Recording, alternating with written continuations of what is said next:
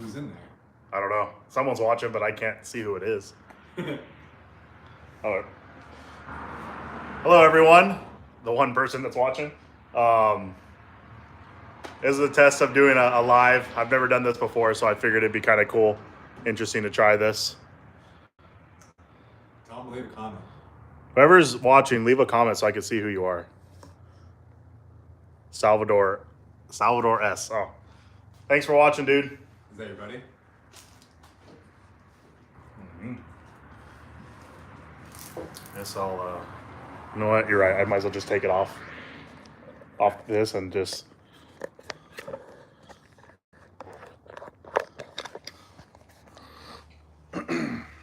Here in my garage. We read a lot of books. Knowledge. That's Sean. He's the one that built this car. No, I didn't do anything. I welded some pieces together. And that was it. I hope the chat. Oh, you know what? The chat should come up when they're. Yeah, there's 3 people now. Really? Uh-huh. That's pretty good. Ask any questions you guys have on the car, and I'll answer them. That's what this live is about.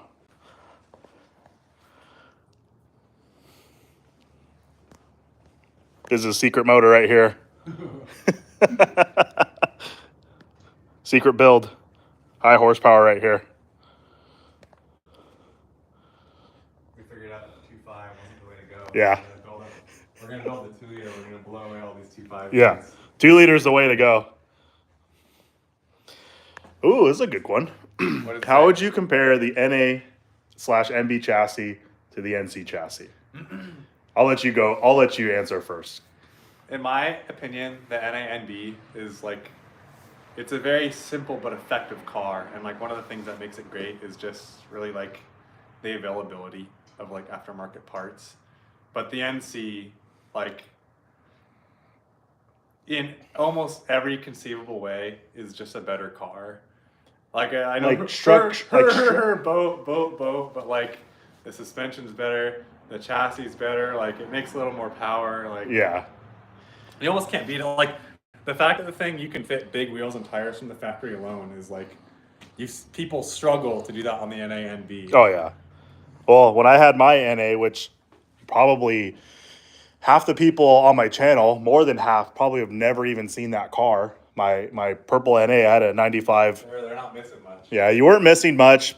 I put a ton of time into that car, but all it took was one drive of, it was Paul Harrington's car. He had, which that car is actually local to me now. Theodore owns it, or Theodore. I forget. I don't know how to say his name, but he's local. He's actually in Redlands. He's taking it out Sunday. That same car in a whole different spec than what it is right now.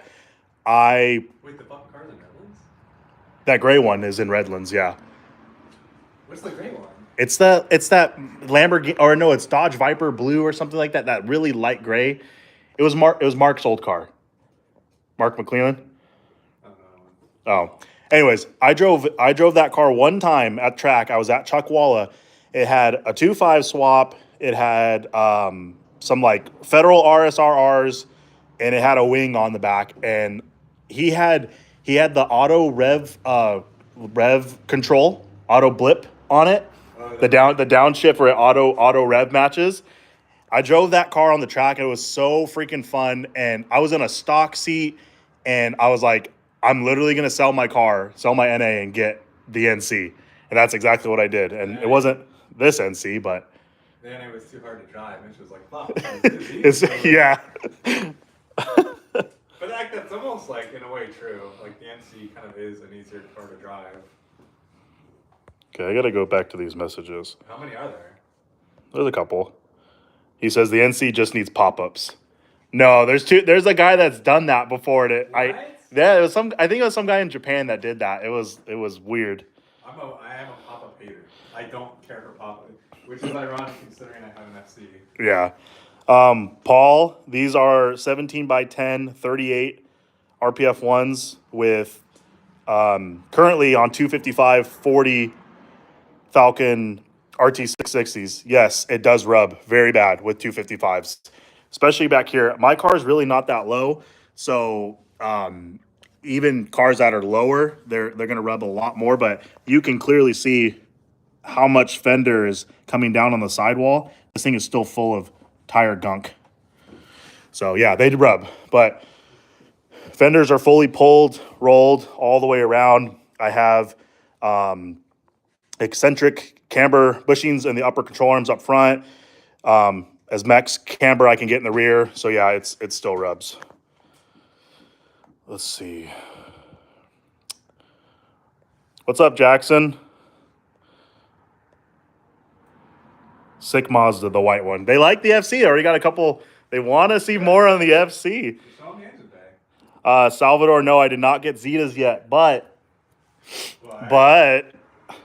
they might be coming. They might be coming. There is no better option. There's no.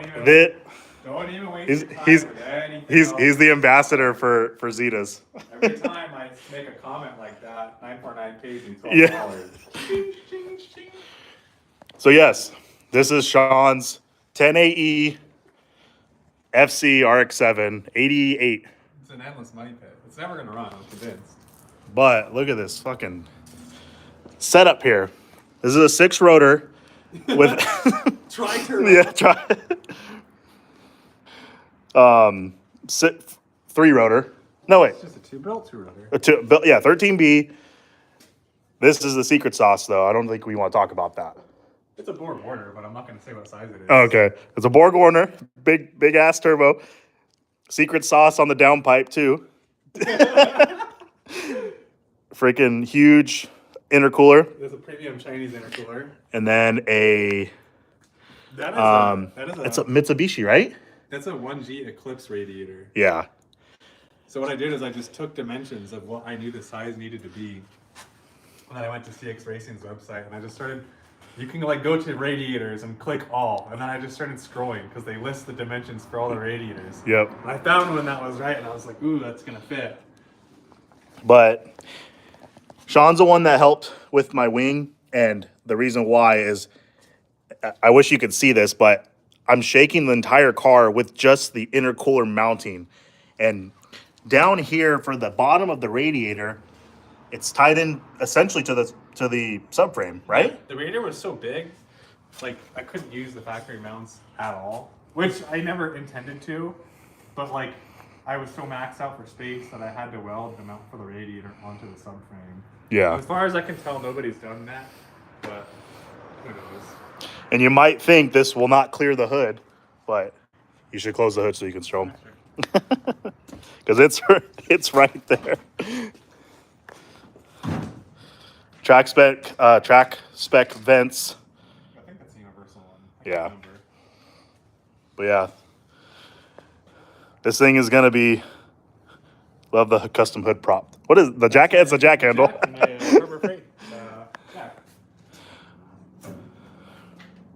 All right, I'm coming back in the comments.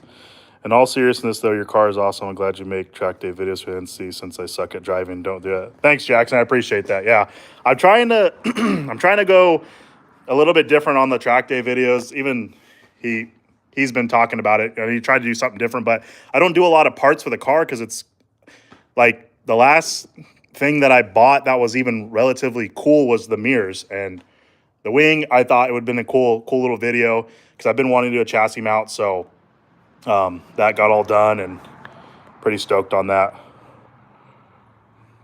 Looks like unfortunately not a whole lot of content. So not a lot of content on FC cars, on FCs. Not a lot of people on YouTube do it. Rob Dom does just basically FDs. Rob Dom, he's got a 1080 as well. Actually, the intercooler in his 1080 is it's literally my intercooler. Yeah, that's right. They needed one, and that night I was like, Here you go. But also, like on the flip side, the E-shaft in this car was from Rob Dom because I put it like I need an E-shaft on my Facebook, and he responded to the comments. I wouldn't think about that. Nice. Someone asked about what ride height do you run front to rear? Shit. Do I have my measuring tape here? You might just need to hold this and that Slammed and double yeah. slammed. Here. All right, let's go. I've actually. Wait, I don't want to do mirror. Turn it around the other way. You know what's funny is, I've got this question so much, and I've really been bad on getting back to people on the ride height because, well, I haven't changed it, but I don't know. It's just something I never did. So this is this is on the record. This is the ride height on my car right here. So from hub to fender. Let's see. From hub to fender? No, from center of the hub to the fender lip. Oh, that's usually what. That's how you like to do it? All right. Or continue. I guess you can do from the pinch weld. Like 13 and a half inches from the front. Give or take 13 and a half. The rear technically should be raked, so it should be 13 and like, I don't know. 13 and a half. Uh-oh, so it's neutral. I bet the other side is. I don't particularly like using the quarter panels or the fenders as like a frame of reference for a height of a car because all of these NAs, NBs, and NCs are all beat up and like this is all rolled, so like the height isn't even really like you can't guarantee it's going to be the same. Well, but on the pinch welds and the frame rails, those are typically always going to be correct. Let's go. We lost the guy. We had 10, now we have 9. It's like 5 1/4. Yeah, 5 1/4. In the front or in the rear. Weevil my way over here. 5 1/4. That's like 4 3/4. Okay. So you got a 1/2 inch of rake, which is typically about right. It's like 9 for 9 usually once about 1/2 inch, right? Usually, I think. Yeah. All right. Here you Thanks for helping me with that. Well, we got back to 10. Somebody came back. You had to get a beer, so it came back. Yeah. All right, let's see.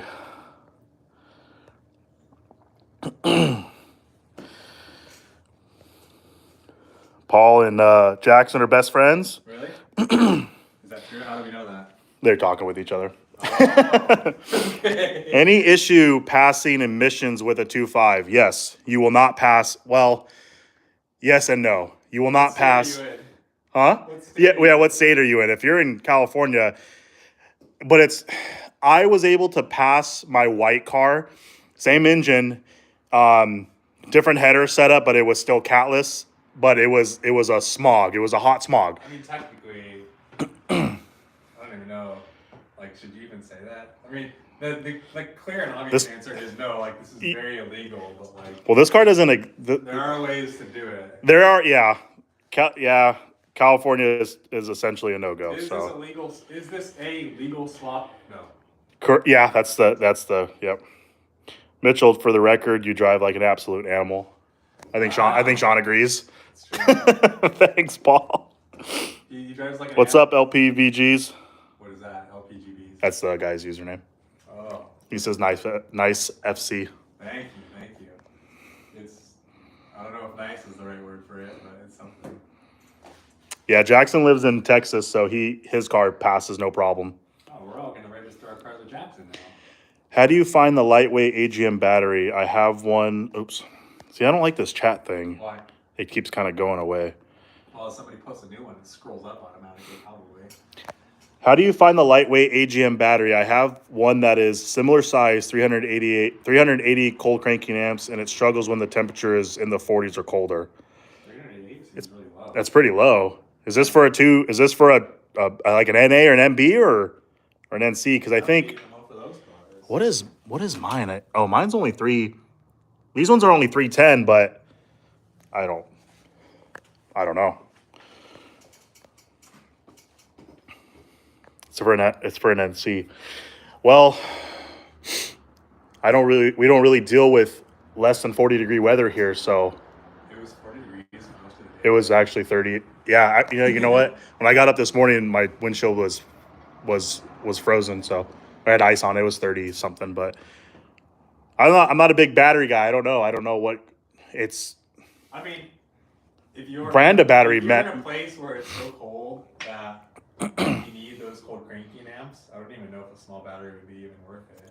That's true, but At that point, if it was like if it's a track car and you need it to fire up in the cold, just bring yourself a nice little jumper, box. yeah. I mean, you could see I do if when this thing's parked in the garage, I do not let it off the tender. I always have it on the tender. I let it go for I think it was like 2 solid days without being on a tender, and I didn't drive it, and it wouldn't want to start. I think that's not good. I know it's not, but that battery's old now. That battery's the same. Is that the same battery I got with the Track Dog kit? I think that is the same battery that they shipped. No, I remember. It's the same one, but I bought another one. So these batteries, these Superstart AGMs don't last very long. They're not very, they don't last worth a shit. I had the Track Dog kit too and just went even on a smaller battery on accident. Oh yeah, I remember that. I remember Jackson got the incorrect battery. What the hell? Yeah. How do they do that? They just grab what was on the shelf and Yeah. ship it. Yeah, I did that a lot on my, well, I didn't have to, but I had the battery cut off because the whole Track Dog kit comes with it, but I had something funky happening and I didn't know what it was, so I kind of just threw that out of the equation, and now I just keep it on tender. But yeah, you can always just remove your negative to help with that. Let's see.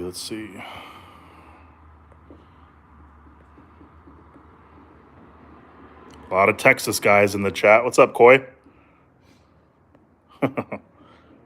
Yeah, Texas has a lot of NC owners. Well, you know A what lot they of say. them. What? Everything's bigger in Texas. Oh yeah, because yeah. So the NC is going to be more popular over there. Start the car, man. Let's hear it. Should I start it? I don't know. Are you brave enough? Oh no, we might pass out in here at the. So, It might not start. It might not start with the E85. Fuck it. All right, I'll start it. Is it? Yeah. Move my Snapple. Yeah. All right. the kill switch isn't even in. I don't have a kill switch on it anymore. Oh, what the I fuck? completely removed it. Why? Because I just said it. Something was going funky, and I wanted to remove that from the equation.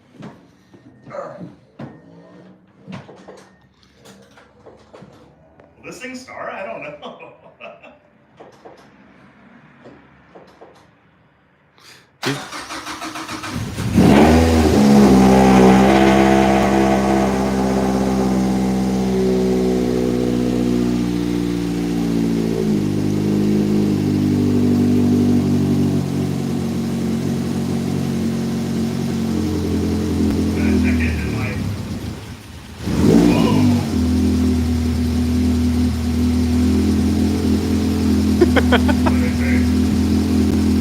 I don't know. I don't even know how to bring up the chat comments.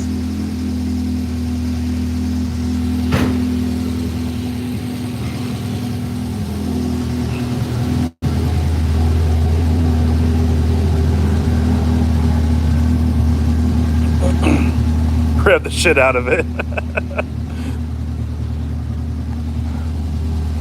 I'm gonna get back to your question, event. Just give me a second when this thing's done idling.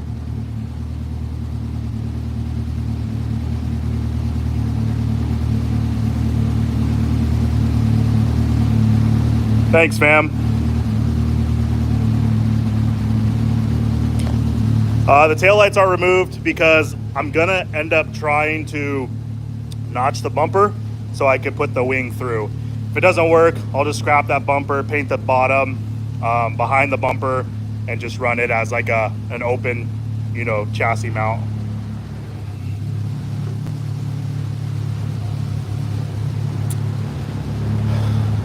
The exhaust setup, I'm gonna rev it a couple times. I'm gonna turn it off. It's too loud in here, but I'll rev it for the people.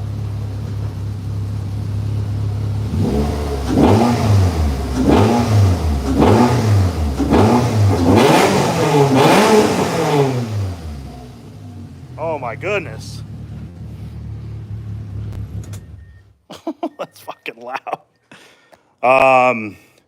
Jackson asked what the exhaust setup was.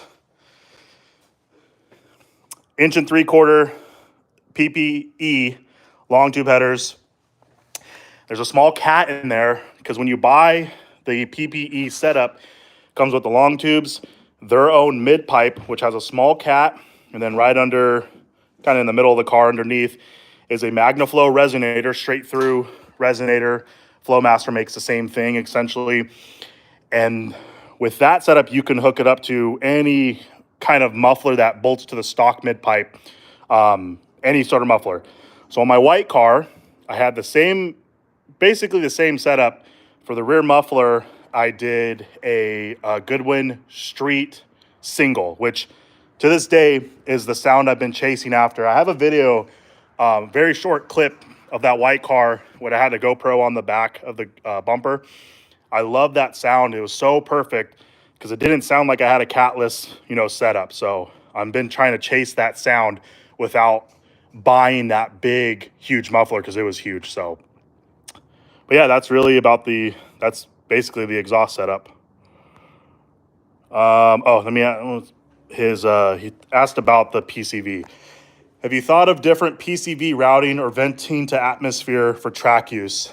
You don't really want to vent to atmosphere, right? At least on these newer motors. The NA, I know everyone, at least I know I did too. I put the little breather filter on the valve cover, but this one, I don't see why not. just the stock setup. I know Radium makes a breather system down where the air to oil separator is on the side of the block, and then you can do your own little catch can. And I know a few people have done the catch can setup. I don't know. I just never done one. I don't know. I just never did one. So, but yeah, Jackson, that was that exhaust setup. My buddy put a rolled tip on the race single, and I think it makes it less raspy. The race single and the street single, they both come with little bolt-in spark arresters. Essentially, you seen those? Some exhausts have those. They're little. It's just like it's perforated metal, and it, at least on the I probably have one in my toolbox, but I had that same setup because when I got this car, I had a race single and I had the little insert, and it makes it actually less raspy. I noticed my Mazda 3 and NC both have issues with the ECU losing power for a length of time, battery removal, etc. Do you typically have problems with idle searching in this scenario? I haven't. I've never had any issues with idle control or anything like that. It kind of just does its thing. It's never, when I first put the cams in and I was getting tuned from Fab 9, he sent me a couple revisions to make it like after I would rev, as I'm about to rev, it would want to the RPMs would drop. So it wasn't, I don't know anything about tuning. So, but lately this car has had no issues with a tune or anything like that.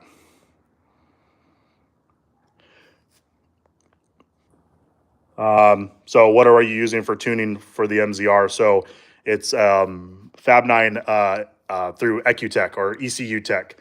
I never went with his Versatune setup. He's always helped me with EcuTech, and I've been using that since day one, even when I had my white car.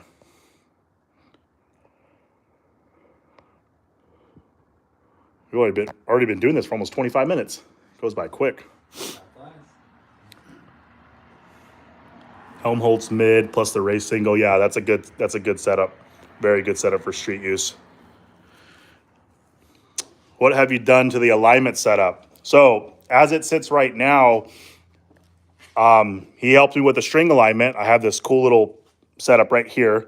I wanted to do a video on it, and I probably still will, since when we did it, I ended up getting the hang of it on how to do it a lot quicker.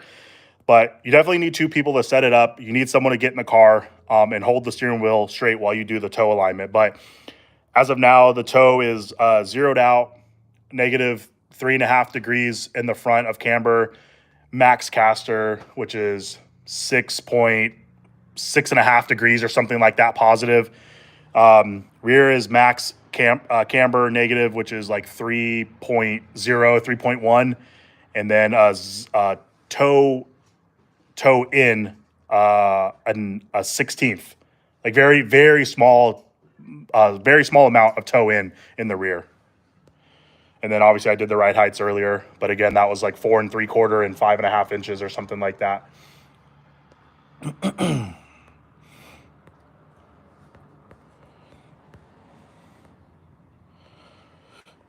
What weight/brand oil do you use on the track? I tend to find the MZRs do better on a 30-40 weight, even though 20 is recommendation. Yeah, I know. I always go heavier. I think you probably do too. But I used to use Shell Rotella a lot when I had my Mazda Speed Miata, and I recently got another thing of that for this car. So as it sits in this right now, it has Rotella T6, which is a 10W40. So pretty heavy, but for that high RPM use, I don't want that oil to degrade and mess up my engine. For some reason hasn't blown up. Everything else around this car is messed up, but not the not the engine. Ooh, Mitch, you ever go against driver 46? What is that? That's Andy Bossman. That's Bossman. We don't talk about Bossman. He's quite a bit of controversy with that guy. No, I'm joking. No, he's cool. I've seen him every time I go to the track. He's almost always there. He's a super cool guy, super good driver.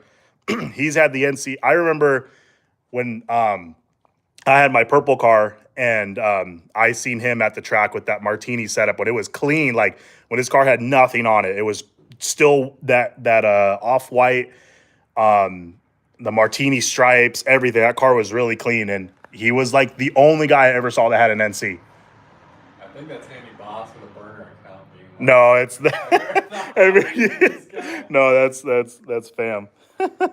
Yeah, he's on YouTube as well. He has a lot of videos. He's really into NASA right now, NASA time trials, which is cool. I don't have the dedication like I do or like he does for doing that.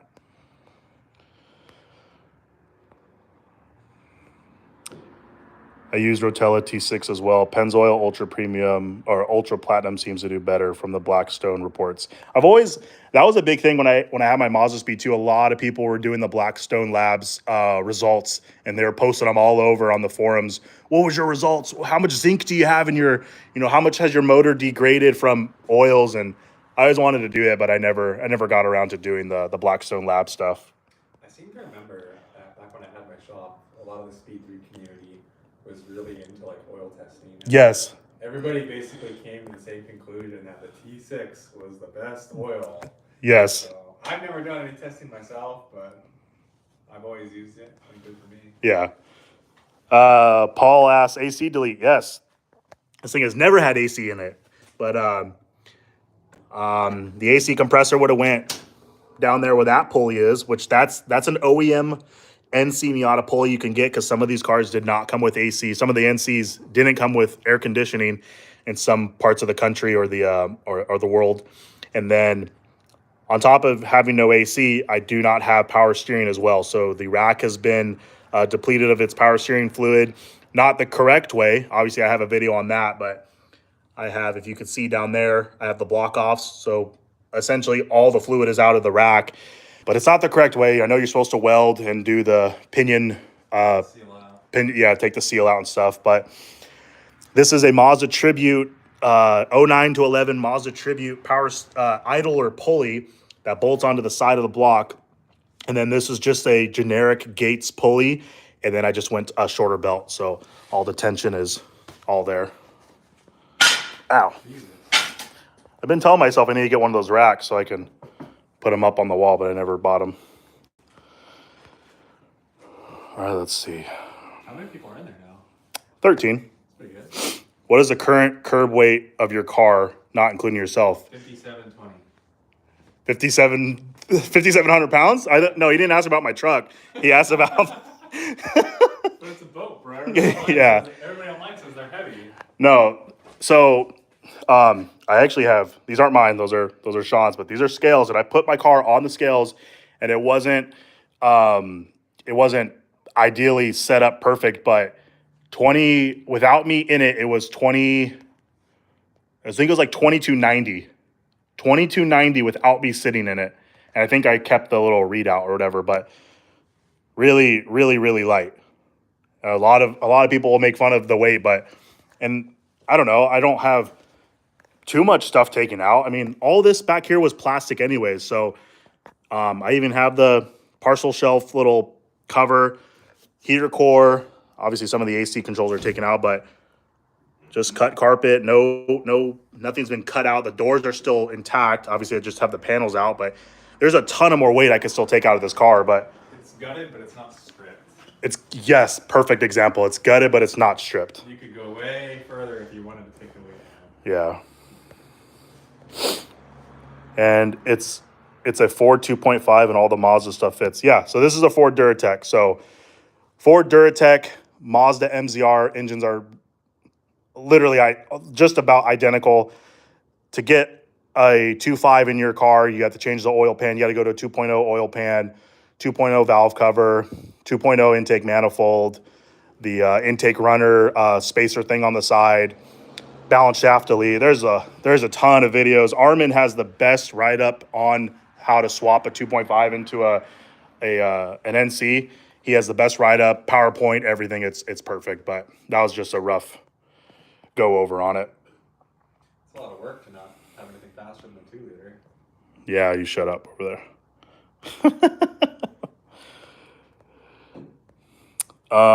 Franco, hey Franco. No, I'm not. I'm not going to be there, but I know a few people are going to be there. It should be good weather. Are you using the stock water pump? I had some heating issues and threw some Ford parts at it. Been working so far, but it hasn't got hot and texted since I put it in. Yeah, stock water pump on my car. Stock thermostat, never even changed that. I know a lot of people have put the Mishimoto setup in there, but I think it runs. They start throwing codes because it runs too cool. Like it doesn't actually open up quick enough, or it opens up too fast, so it doesn't let it heat up enough. And that's not really heating issues, but it's drivability issues. But no, I've never overheated this car. Frankly, if it did, I'm pretty sure it would have been blown up by now. But no, this car has never gone hot. I don't even have hood vents yet, which that's coming. But I just have a Koyo Rad, the whatever size, not even the huge CSF triple core Goodwin Racing one. I just have a Koyo Rad in there, and that's really it. These engines don't really run very hot. No, quite the opposite. I think they run. I think I read up on the operating temperature is like it likes to stay at like 210. It likes to stay at between like 210 and 250. It's being regulated at 210. Correct. It's not that the thing inherently wants to be very hot. Yeah. But there's been time. I mean, I have plenty of videos where I was at the track at 109 degrees and at Streets of Willow and Button Willow, and it's super hot, and the car never missed a tick at all. It's not like a BP where you have to use every Band-Aid like known to man to like. Yeah. Please stop overheating. Oh yeah. Please. And when I had my NA with the BP 4W, I had the coolant reroute, I had the badass Super Miata crossflow, I had everything, and that thing still never. I didn't get it overheated, but it didn't really make any power, so it's not generating a lot of heat.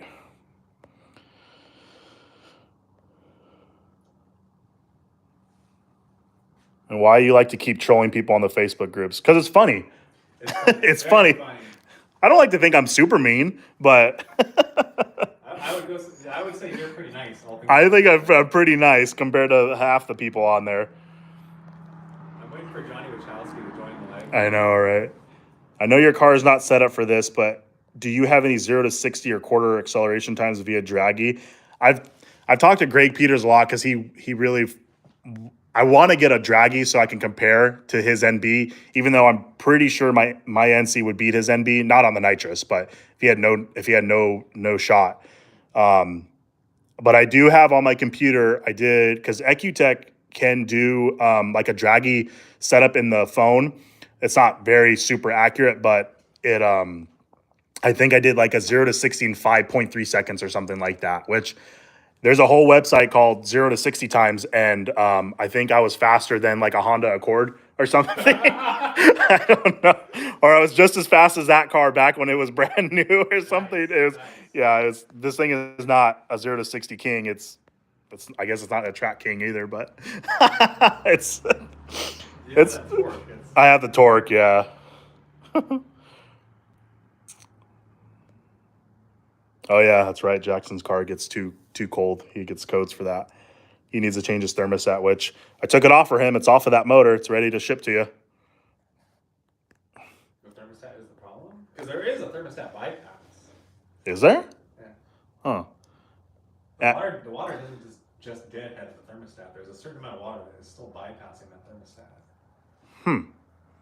It very well could be that his is just stuck open, and then yes, it would overcool. Oh yeah. He hasn't touched his thermostat, so I think it probably is stuck open. What is the radiator setup? Same as mine. I think Jackson, don't you have a Koyo rad? I think you do, or a CSF. He said, "At me when you're roll racing Altimas." I don't fuck with those Altimas. He'll run me off the road. If you beat the Altima, they pull a gun on you. Yeah. They pull a gun on you and then they crash anyways. He has a CSF radiator. Nice. So I took off that thermostat for no reason after you told me to take it off, and you just went and go ahead and bought one. That's messed up.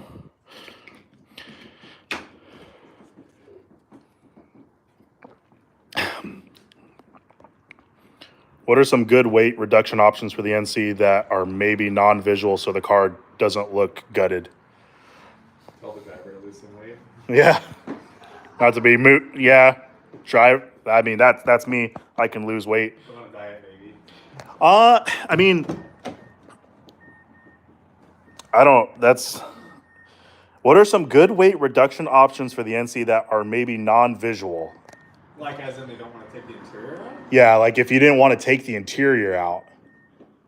I don't know. There's really nothing. I mean, almost the biggest thing is the hard top to get that. How much is that soft top assembly weigh? It's a lot, isn't it? yeah, it's just like all the Miata soft tops are super heavy. Maybe the NC has a little bit more mechanics or something in the railing or whatever, but yeah, probably going I think the best thing would probably be doing a hard top.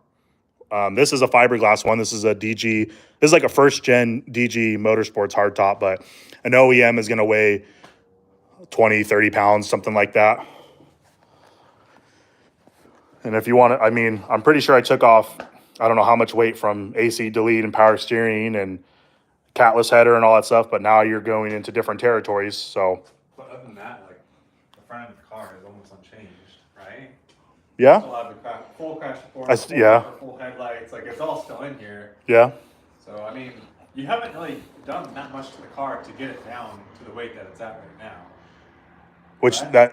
No, I haven't. Yeah, I mean, and that just shows that these weren't that heavy from the beginning. That's a meme. It's literally a meme. Matt, what's your ride height set at? I did that earlier. It's 4 3/4 in the front, pinch weld height to ground, 5.5 inches in the back, 5 1/4 in the rear. So a little bit of a rake.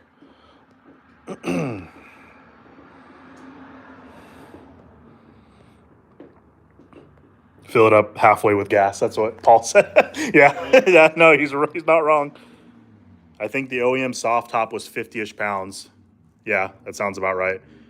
Jackson has a carbon fiber DG hard top. Yeah, those are 15 pounds. Well, that's good right there. FAM for brakes. The other biggest weight savings would be like really just stripping the doors down. I mean, the glass and the motors and everything. Like it's got to be like 25 pounds each. That's what it was mine when I weighed it. It was 25 pounds each per door. So there's 50 pounds easily. But it's also how much you want to compromise. Do you not want to have wind? Yeah. For the brakes, centric rotors, front and rear, nothing crazy, just ventilated, no drilled or slotted or anything. G-Lock R12s in the front, G-Lock R10s in the rear. And he told me whenever I do it, what was your reasoning again for not messing with the compound? You don't want to, because that was a big thing. That's a big thing still for a lot of people with Miatas, and just all the generations is they say, oh, you want to go a little bit more aggressive up front, and then like 2 clicks down from whatever that pad series is in the rear. Yeah, it is my opinion, and I have a lot of evidence to back this up, that if you are mismatching compounds to balance the car, like, yes, in a way you are balancing the car, but you're actually losing like the maximum amount of braking force that you can get out of it. Like, in theory, you want to have matching compounds front and rear, and if like it's favoring the rear, then you have like a different problem. Gotcha. And this is not an idea that I came up with. This was taught to me by somebody who worked very high up at SoftTech. Okay.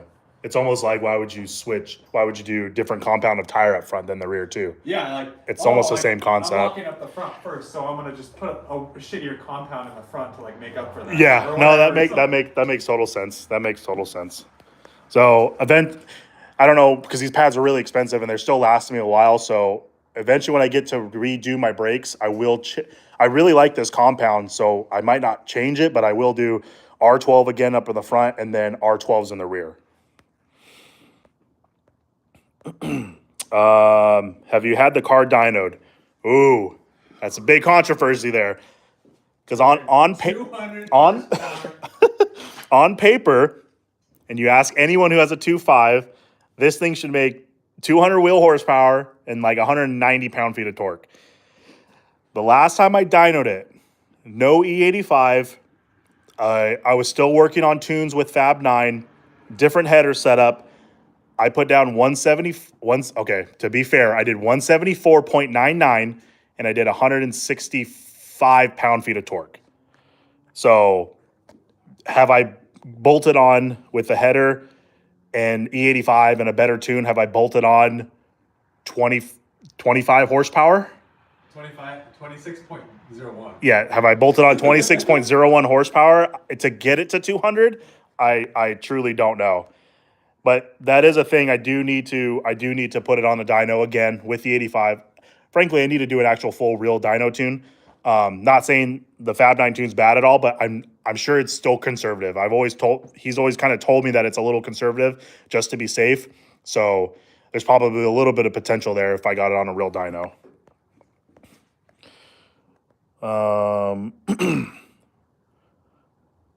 Matt, are you still going to be moving to Zetas? Yes, that will be happening.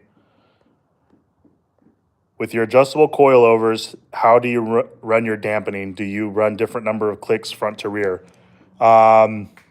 Yes. However, this kind of goes into the Zeta debate is I shouldn't have to mess. It should be I kind of go off of what you do. It's kind of you set it and forget it. That's kind of how we're not. Given this is not the most ideal thing ever, but. Yeah, I haven't messed with the clicks at all. These are feels. I don't know if probably not everyone knew, but I'm on feel 441, just single way coilovers with 30 clicks of adjustment, and they only really do the most at the top end range or the stiffest. So I'm usually like in the front. I think I'm 7 clicks before full soft or before full stiff. So if you click it all the way to stiff, notch it back 7 times on each side. That's for my front. In the rear, I'm like notched back, I think 6 or I think I'm like 8 clicks back. But is it doing anything? I don't know. I know when these go full soft, the car is it feels soft. So I like it in the stiffer positioning because of the aero in the rear wing and stuff. 174 horsepower, yep. Horsepower numbers are all relative. The Miatas do way more than just go fast, yes. Any thoughts on putting different internals in the 2.5 during the swap piston valves? Obviously, the number one thing is to put a set of cams in it because these things are truck motors. They're meant to be in traffic. And then when you need to pass someone, you just floor it and you get that boost of energy. And then it doesn't want to do anything past, 4,500 RPMs. So even with the cams, it still doesn't. Yeah. So obviously everyone has done it. I'm not, reinventing the wheel. Everyone's throwing a set of cams in it. Then you get into the debate. Do you do Fab 9 cams? Do you do Brian Crowder cams? Do you do the Dynotronic cams? Which cams do you do? There's a whole list of them, but mine are Fab 9 Stage 1 cams. I will safely say I think I was the first one on the planet to get those. Ooh. No. I was like chicken, you want like McDonald's or Burger King? Yeah. Yeah, which one? Yeah. The motor and let's go. Yeah. You ever get the gas tank issue sorted, and what top speed do you get at Fontana? Oh, actually, so I don't think so. At Fontana, yes, that was 100% a fuel starvation or fuel slosh issue, I guess I would say. Because when I would hit those banks and I didn't have a full tank, no, it couldn't. Man, the answer to that question is no. I didn't figure that out. But when I went out each session with a full tank of gas, I didn't have the issue. So I guess you could kind of say that was the issue. But when I was at Button Willow and I had a little bit of fuel in the tank, I had, I don't know, less than a quarter of a tank. I was getting, like, when I was full throttle, I would be still, floored, and the car just wouldn't move. It was almost like it like pulled itself back. It pulled timing or something like that. So when I finally got home and I was kind of looking at everything, my knock sensor wire, which goes through here and kind of comes up right here, it was all frayed. So there was literally wire showing, and I fixed that. So maybe it was rubbing against like the belt, and it was like shorting out or something. I don't know, but I haven't obviously been to the track since, so I don't know if that's been fixed or not. But that was an issue when I saw those bare wires, so I got that fixed. We're almost, I think we're at the end of an hour. This is going by pretty quick. Yeah. Sorry. All right, Sean's out here. He's drunk. Not even close. All right, Jackson, see ya. Best aero you've done for the car. That's tough because I like to say it works in conjunction. Having the front splitter by itself doesn't really work when you have a big rear wing and vice versa. When I got the car finally, into a state where it could drive, a couple of videos, a long time ago, actually, last 2 years now, I think, I had just a splitter for the longest time. I didn't have a rear wing. So I did notice a difference with the front splitter, but it was still not perfectly paired. You kind of, if you're going to do a front splitter setup, you kind of need a rear wing setup.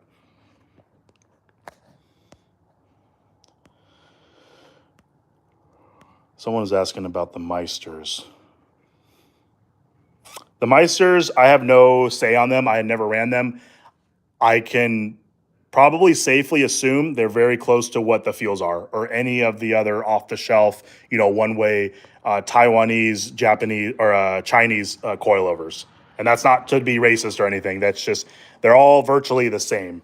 I'm not going to sit here and say my Feels are any better either. They're probably just the same. Do they have a little bit different valving? Possibly, but still the best ones out there are the Zetas, which I'm going to get hopefully soon. How many hours do you have on this motor? Ooh, that's a good one. I bought that motor with 16,000 miles on it now, and I probably have maybe 28 or 29,000 miles on it. So I don't know how many hours that is, but quite a bit of hours, a lot, and it's all track time. This car doesn't get really driven on the street at all, so it's all hard track time.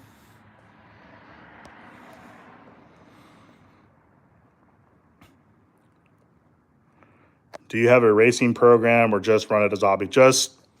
I go out and spend money like an idiot on a track day. That's really it. I did the Apex Time Attack for a little bit, and that was fun, and it's not enjoyable to me anymore. I like just going out and trying to beat my own personal times. That's really it. What's your take on wheel weight for track use and preferred tire size? Try to get the lightest wheels possible without having them break every time. You are not going to find a better wheel, and everyone has these wheels, but you're not going to find a better wheel than the RPF ones. You can get in some Titan 7s are really good. Then you start going into the Rays and the Advans and stuff like that. But for the bang for the buck, you cannot beat RPF ones.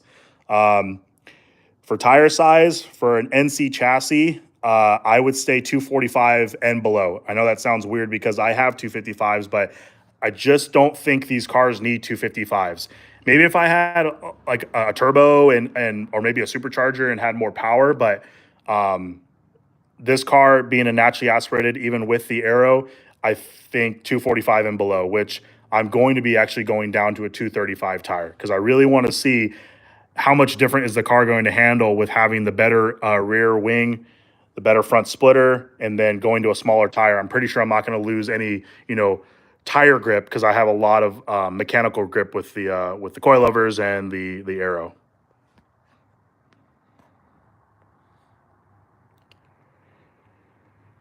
Fender flare.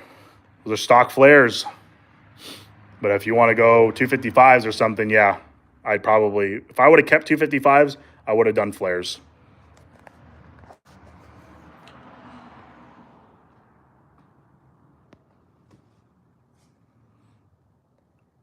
This guy said the NC King. What's up, Greg? When are we gonna race? We need a race. I want to race that NB, but you can't be on the nitrous though. No nitrous. Considering NA power is 225 on an 8 enough. Yes. I'd frankly probably go to a 225 on a 9.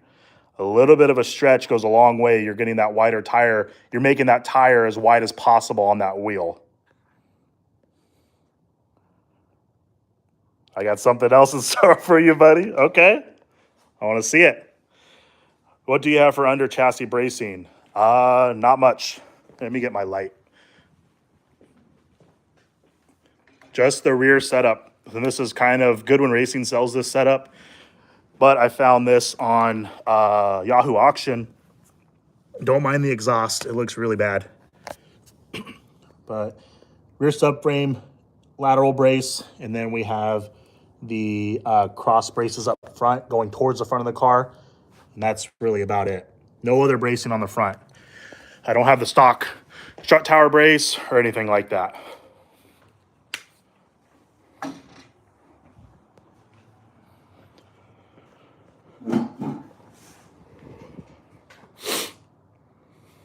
Mitchell and Craig are repeaters in the same chat. Thanks for all the info, Mitchell. Learning a lot. No problem, buddy.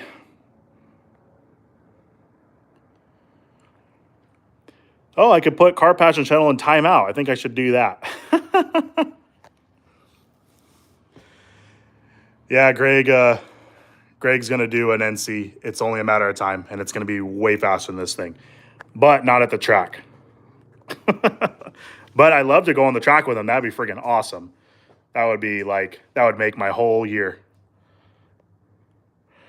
So the cross brace and front brace under the chassis are removed, not needed with the current setup. This car never had it. So never had a strut tower bar because not all the NCs came with them. Next under that would be, I have the brace that goes past the subframe. I have that one, the stock black one. And then there's like a really thin sheet of metal X brace in the middle. That one's gone. And then stock, there's really no other bracing in the back. What's the difference between NC1 and NC2? NC1 was from 2006 to 2008. 2009 would be start of an NC2, and that's from 09 to 12. Upgrade or facelift is what they call it. So different headlights, different front bumper. I think they have different brake rotors, which that gets into the debate of, do you do NC2 rotor or NC2 hubs or RX8 hubs? Because sometimes they're the same size, whatever.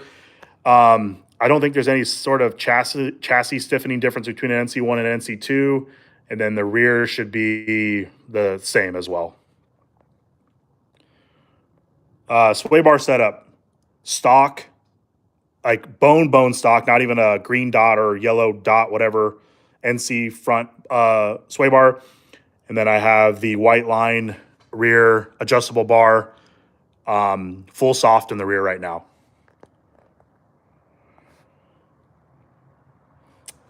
AWR engine mount still holding up. Yes. Well, I think so. It still feels really good. So actually, you know what? Let me get a light. Maybe we can see. Yeah, those should be going good still. Haven't really had any issues with that. I did wrap it up really good with some like heat reflective tape. You could probably see. Yeah, there we go. We can get a good view of it.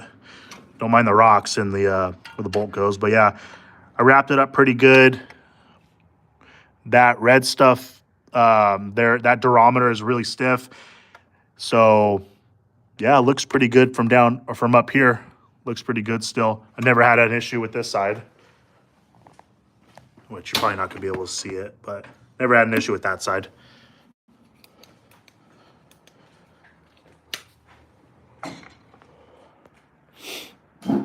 Unpopular opinion, I like the NC1 look better. They look like an NA. NC2 has a stupid smile. Yeah, the NC2s, you start to get the goofy smile. And then the NC3s, I still think the NC3 looks the best. Obviously I have an NC1, but I still think the NC3 looks the best. Did you already mention what alignment you're running? Yeah, camber's 3.5 degrees negative up front, negative 3.1, 3.2 in the rear.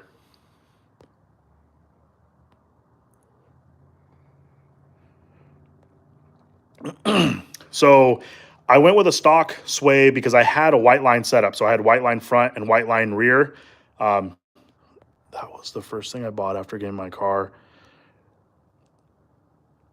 So, but on your car, Franco, you are on stock. I think you're on the stock Bilsteins. When I went to coilovers, the white line setup, even full soft, because it's a lot percentage stiffer than the stock bars, was way too stiff up front, and the car was just pushing. It was plowing every corner. It was way too much understeer. So my thought process is if I soften, quote unquote, with doing a softer sway bar, my suspension can finally articulate and do what it needs to do. And having the stiff sway bar in the rear, but in the softest position, will still let the car try to rotate. This car still doesn't have really any characteristics of like too much oversteer, but I'm really dialing out the understeer. So it's actually, every time I go out to the track, it gets a little bit better. How do you feel about the new headers being pushed into 2-inch primaries? Feel about the new headers. Oh yeah, Dynotronics is doing a 2-inch. So PPE, I believe, did a 2-inch at one time, but man, I don't know. I know the max header. The max header is 1.8, so this is technically smaller than it, but it is a long tube setup. But yeah, 2-inch primaries would be wild. I don't know how they even clear that alternator, but yeah, 2-inch primaries would be nuts. Oh yeah, you're on Flex Z's, yeah. So Flex Z's should be pretty soft. I think the spring rates on those are 8K, 6K, which if an 8K and a 6K was paired with a stiff sway bar, which your Roadster Sport ones aren't as stiff as the white line, so that pairing is probably a lot better. So if I started with, let's say, Roadster Sport bars or even iBox or anything, because white lines were basically the stiffest on the market, because I think Carceps did do an NC bar at one time, but they really never kind of sold it. But at this moment, white line bars are still the stiffest on the market, and they're just way too stiff in conjunction having, really stiff coilovers, because I have 12K spring rates up front and 7K in the rear.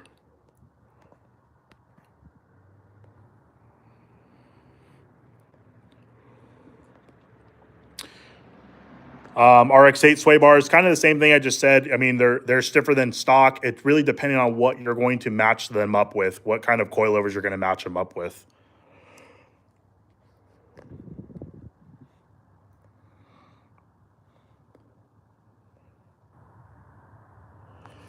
What are your thoughts on the NC 5-speed? Never had a 5-speed. I've only had 6 speeds. A lot of people like pairing those 5 speeds with either the 4.77 ring and pinion, or some of the guys on the East Coast that are doing Grid Life, touring car challenge or whatever it's called. They're running 512 ring and pinions paired with the 5-speed. So I believe the 5 speeds are stronger somehow. That's what I've been told or what I've been seeing, but I don't know. I never had a 5-speed, so can't really tell you much. I've only had a 6-speed, and I've had 3 of them, so the other one's hiding behind there. Time to.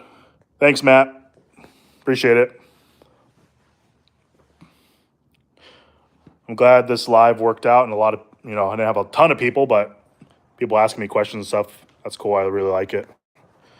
This is just a 2.0 that I have on the side that I took some parts off of, so valve cover, oil pan, and front pulley. They're for sale. Someone locally might need them, or might buy them, so I'm waiting. But if he doesn't, I'll ship them out if anyone's trying to do a 2.5 swap and want to have the parts on the side.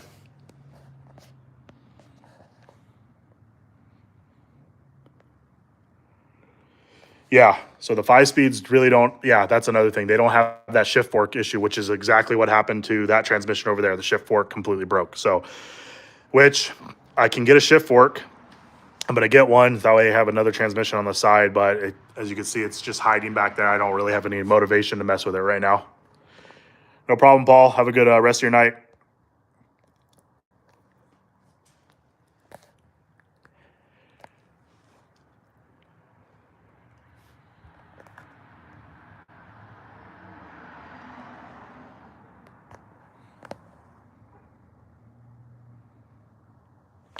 All right, I think that's it. I'll end it right here. We did a full solid hour. That's awesome. So thanks, guys. Thanks for watching. Thanks for coming. I'll see you guys either in the next video or if I do another live.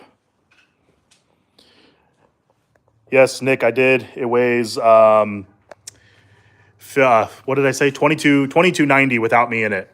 2290. And with me in it, I'm really fat. So it's like 23 something. 24? I don't know. I don't know what it weighs with me in it. I'm too scared to get in it, but I weighed it before. So it's like 2,400 pounds, something like that with me in it.